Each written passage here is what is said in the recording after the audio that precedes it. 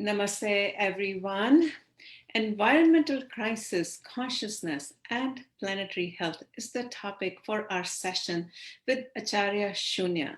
Acharya Shunya is an award-winning and internationally renowned spiritual teacher and scholar of Ayurveda. Acharya Shunya is classically trained master of yoga and Ayurveda who has dedicated her life to the dissemination of Vedic knowledge for the spiritual uplifting of all beings. I am Amita from Nourish Talk, a global platform for natural and holistic therapies. I am honored to introduce all of you to Acharya Shunya, who is joining us live from Berkeley, California. Namaste, Acharya Shunya. Thank you so much for being with us. Thank you for inviting me. Yes, thank you. So let's start with, tell us a little bit about yourself and the work that you do for promotion of Vedic sciences. Well, I was born thanks to Ishvara's will in a Vedic family from Ayodhya in Uttar Pradesh. And my ancestors have been teaching mainly Advaita Vedanta and teachings of yoga philosophy, works of Shankaracharya. And then my grandfather, great-grandfather, these were all renowned teachers. They are beyond religion into teaching the universal message of the Upanishads. And my grandfather, Baba Yodhyanath, was fascinated by Ayurveda and specifically one text, Charaka.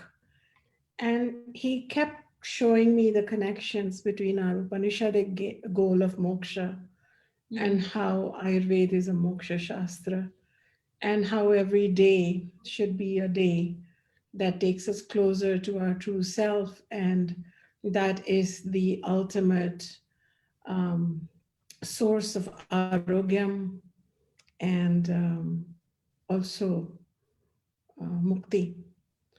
So mukti in our family became not just the ultimate thing that you wait and you spend all your life trying to achieve it at the end of your life, but a daily life where you were roga mukta, for example, or klesha mukta, or free of sorrows and afflictions in the mind, and moha mukta, free of delusions. And that is why I became a promoter of Ayurveda once I've been here more than 2 decades now in America. And that's all I know, and that's what I do. And I've never had any issues in needing to do anything else. So from the day I arrived, somehow people are always around me. Now I have students worldwide through my foundation, the Awakened Self Foundation, and my nonprofit Vedika Global. We've had a seva model as well as trying to bring traditional knowledge to modern people. So that's what I do.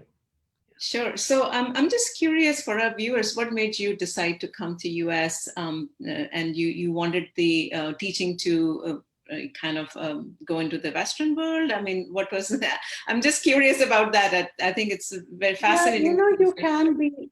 That's fascinating, right? I never planned to be here, but my grandfather was also Jyotishacharya, and when I was born, that was not something he did for a profession or anything. He was a teacher, but he dabbled into it. And when I was born, he said she will travel to a foreign country and take the Vedic sciences forward. And I didn't know what a foreign country meant. I mean, he said Videsh, and I didn't know what Videsh, a foreign country, meant.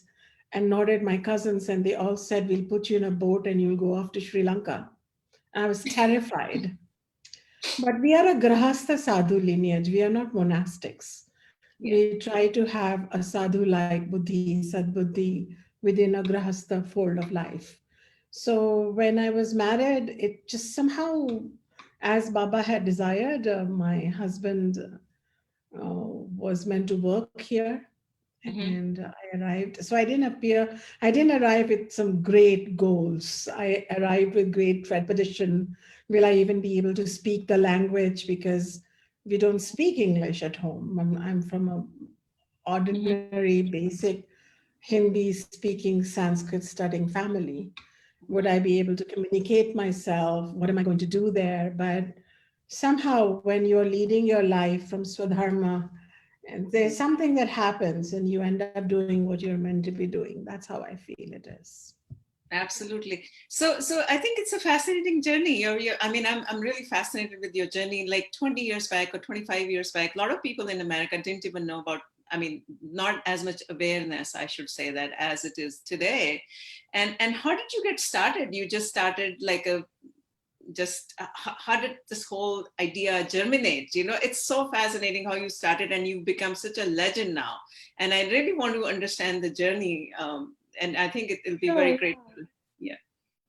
Well, I had a little son, you in India, in Indian households. So I studied in the morning. I studied with my grandfather part-time and I went to ordinary basic school part-time, and my studies with my grandfather and in his Gurukulam were extraordinary. Mm-hmm. And I even went through a phase when I wanted to reject everything from my family because India was going through a lot of changes and I felt like we were a very traditional family back then. But then when I arrived here, you go through those typical things. It's like, okay, I must have a child, and we are into those ashramas of life. Mm-hmm. Then anybody who talked to me, or I would suggest them some Aushadhi Ayurvedic medicine or some kind of a change, or I would give them a counseling, and people would say, "How old are you?" And I would be like, a 26-year-old mother with a Yeah, little trying to do baby quoting Shankaracharya and or Charak, and then slowly, it just kept happening. I think when Charaka, Ayurveda sage, has described who is an elder, and they are not elder by age, they are elder by knowledge. Yeah, yeah. And honestly, now with my life, the way it has unfolded, I think, and as Lord Krishna has said in Bhagavad Gita, that if you are on this journey of spirituality, I will make sure you're matched with in your next lifetime with your teacher. And I think I was born in Baba's house, probably following him from a previous lifetime. And he chose me among a gaggle of boy students Mm-hmm. and male, brothers and cousins. And I was chosen to be the Acharya of his Yeah. lineage. No, I think it's a fascinating story. So let's talk about your current work that you are doing to promote Vedic sciences, Ayurveda, Yoga, Vedanta. You know, uh, uh, Tell us a little bit about the class. Are you doing classes, discourses? What are the different things that are going on?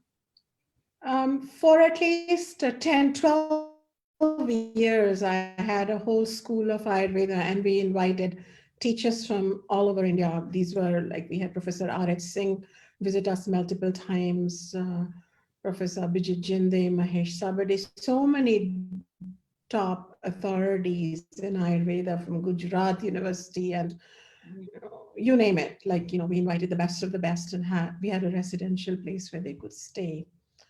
And after 12 years of this education and creating students of over a 7-year program, which included Ayurveda teachings, deep Ayurveda teachings, I was concerned about the diluted teachings.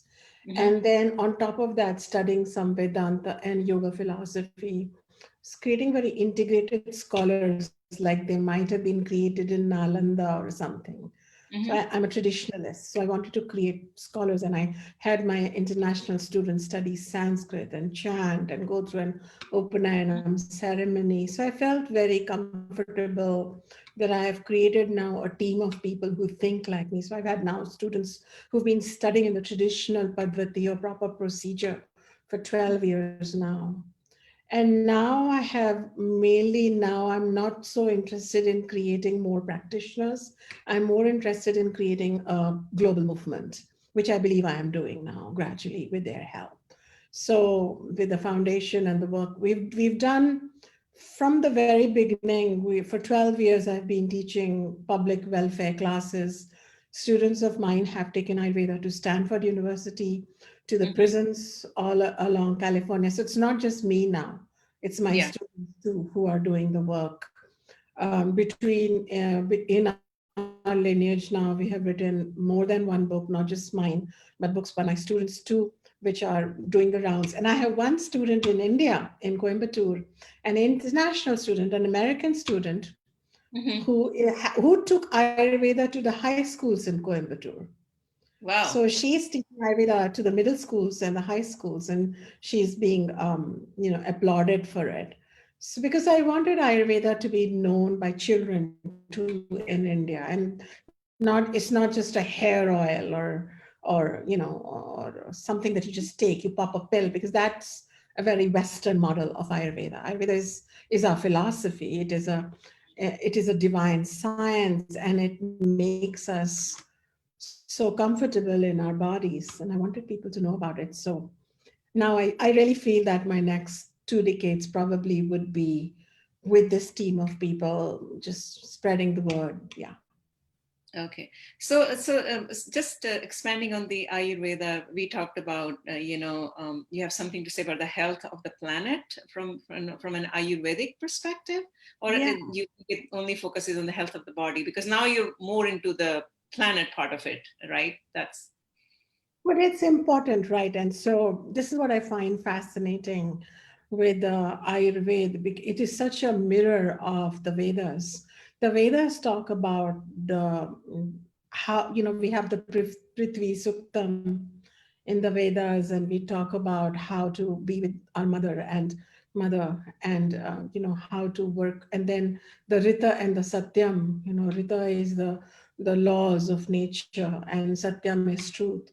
So when a student graduates from their Gurukulam, they confirm to their teacher, Ritam Vadishyami, Satyam Vadishyami. I shall always keep in mind Rita, which is the root word for rhythm, and Satyam, which is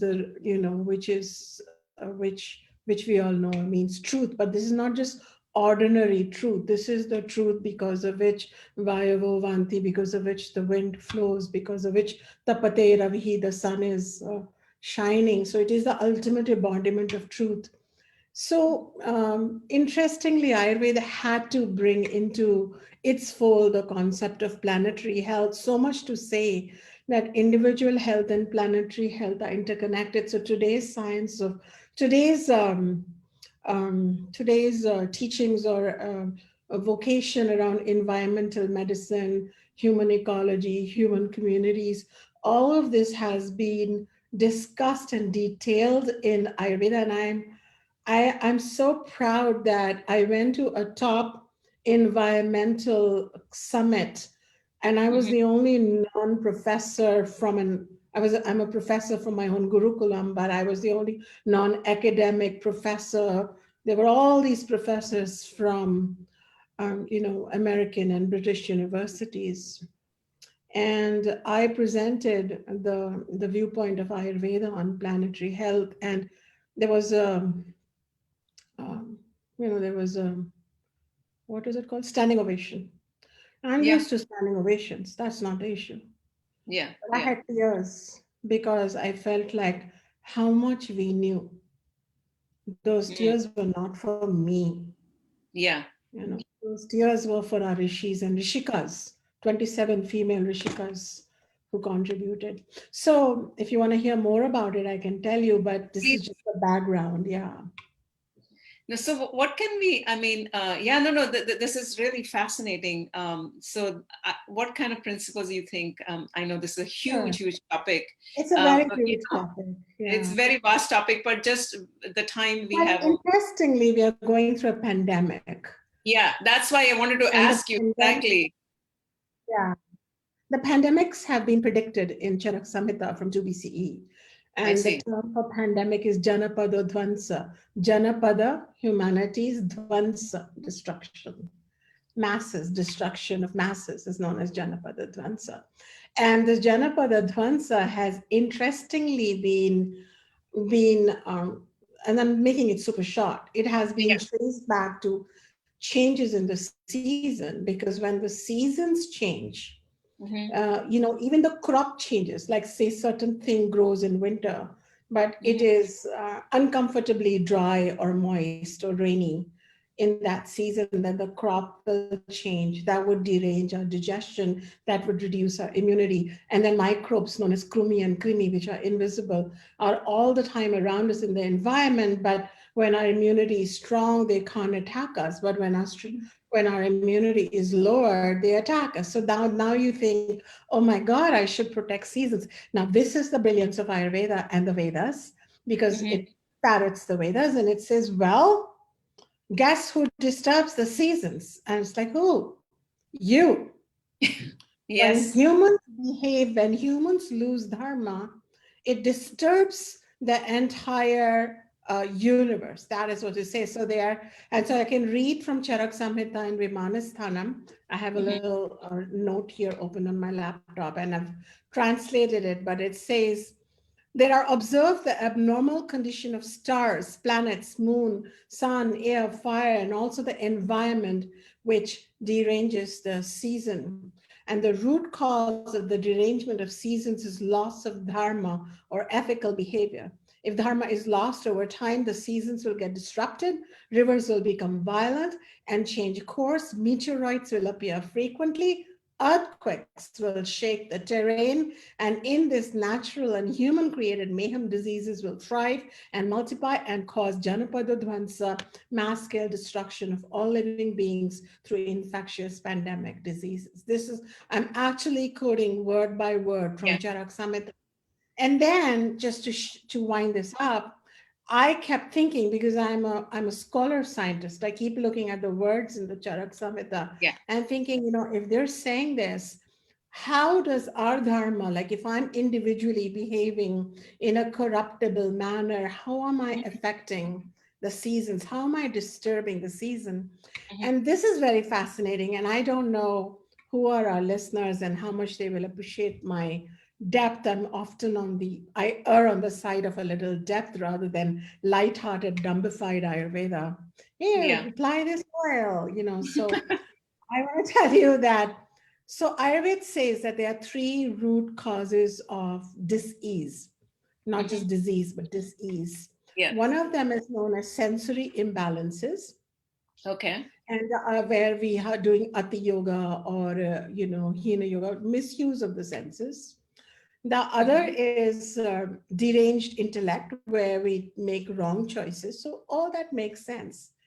And Mm-hmm. then the third was a disturbed behavior in time. Now, this got me thinking, and this is where my Vedic background comes in. Mm-hmm. So, when I don't understand the concept of time, how I should behave by the seasons, what is appropriate for me from a societal perspective for social justice, and Mm-hmm. in a manner that's appropriate, and all these issues are very ripe right now in USA for us, because we are about to select a Yeah. president right now, and this is on the tails of That's so great. much that's been going on in the discussion. So the Mm-hmm. human mind, the one individual mind is known as Vayashti. But Mm-hmm. if one human mind is disturbed or adharmic, as you can see, it has a rippling effect. It affects the samashti, the collective mind. Mm-hmm. Mm-hmm. And what's been happening over the years is that our individual ripples of adharma or Mm-hmm. loss of ethics, loss of sensibility has Yeah. led to a collective insanity.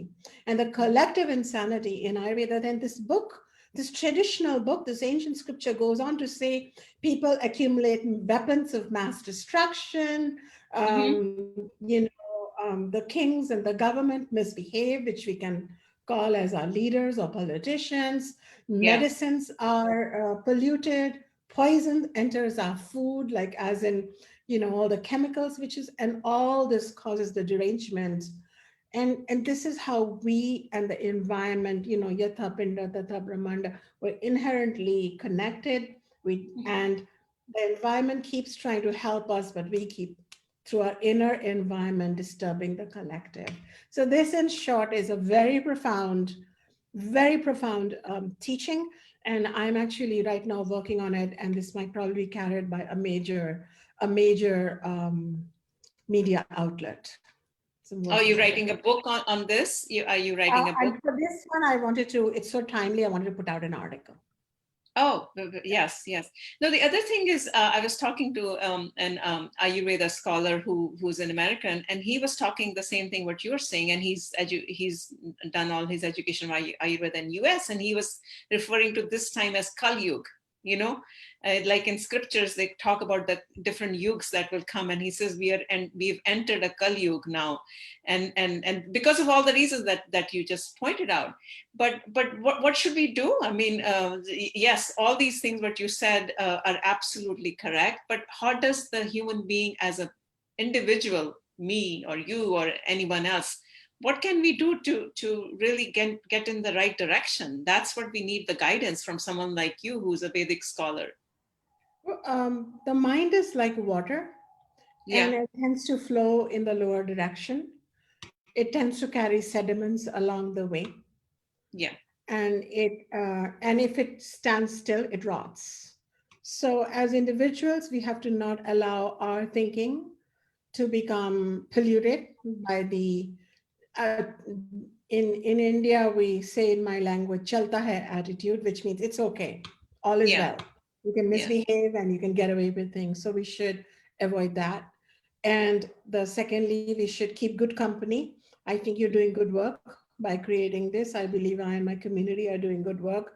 We are constantly spreading good knowledge versus the misinformation and the ignorance and the darkness that's hmm, circling our planet. And thirdly, I would never settle down into a pool that a water that rots. So yeah, I'm constantly not only offering satsang, but I'm in the satsang of great teachers like Krishna, and I'm always with my Bhagavad Gita or whatever.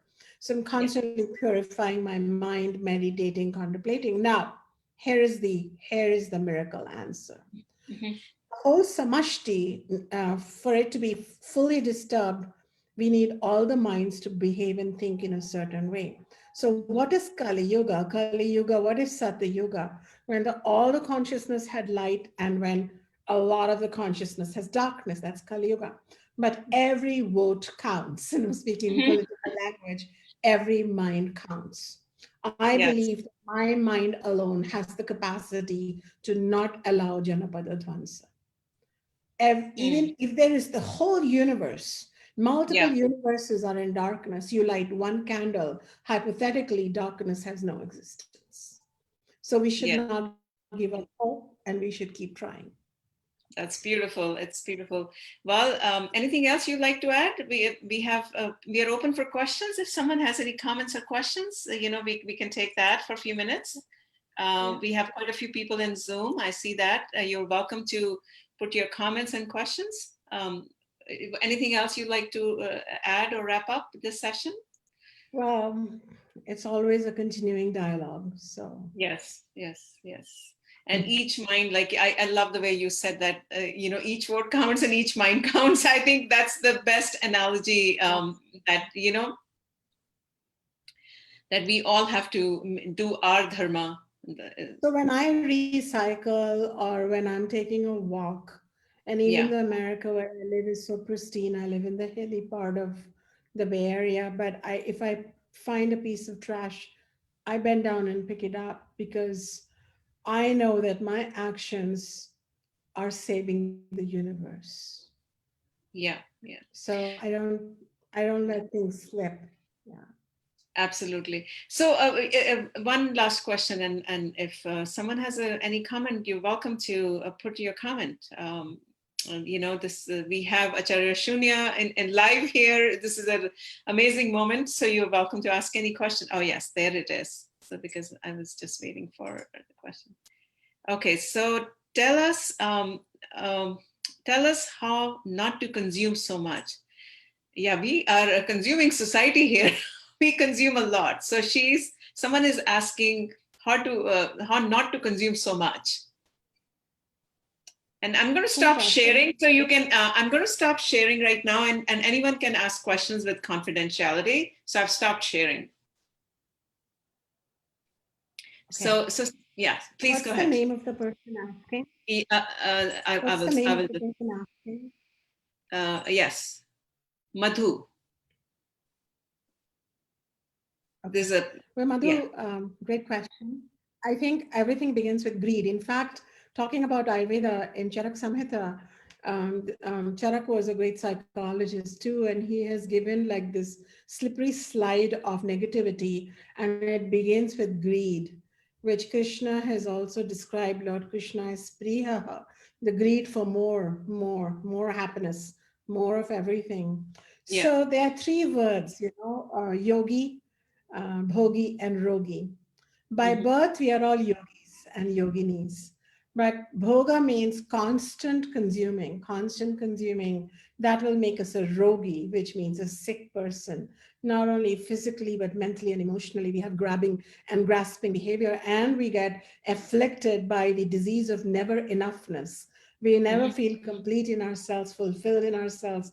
We may be surrounded by things and food and fat on our body, holding on to our food, but we're never fulfilled. It's never enough. But the more we move towards our yogic state, the more we shall find that we're okay. And that is what the rishis of the Indian subcontinent was showing us. They would often be sitting naked under a tree, but they had a beautiful smile because they had something inside them. So, the one way to stop being such a consumer is to discover Mhm. the treasure inside you. And this is where my teachings, such as in my newest book, Sovereign Self, comes up, where you recognize that whatever you were looking for, um, those are just crumbs. But what you Yeah. find inside you is going to make you truly sovereign in your life. So then you can be in relationships, but you won't be greedy. You can go grocery shopping, but you're not going to just eat things that don't serve you.